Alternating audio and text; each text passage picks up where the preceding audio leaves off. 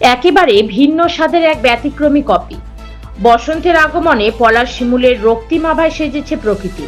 আর এই ঋতুরাজকে বরণ করে নিতেই উত্তরবঙ্গের ধূপগুড়িতে এবার আয়োজিত হচ্ছে এক অনন্য উৎসব। ইতিহাসে প্রথমবার বড় পরিসরে অনুষ্ঠিত হতে চলেছে প্রাচীন লোক ঐতিহ্য তেরেয়া ফেলা ও রাখাল সেবা।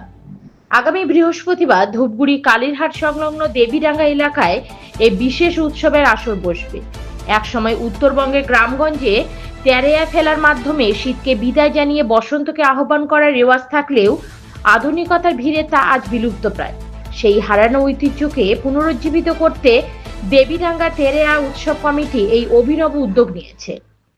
গ্রামের আবাল বৃদ্ধ বনিতা সমবেত হয়ে প্রাচীন রীতি মেনে তেরেয়া ফেলবেন। নদীর তীরে গবাদি পশুদের স্নান করিয়ে পালন করা হবে বিশেষ রীতি, যা আয়োজকদের মতে মহাভারতের যুগের ঐতিহ্যের স্মৃতিবাহী।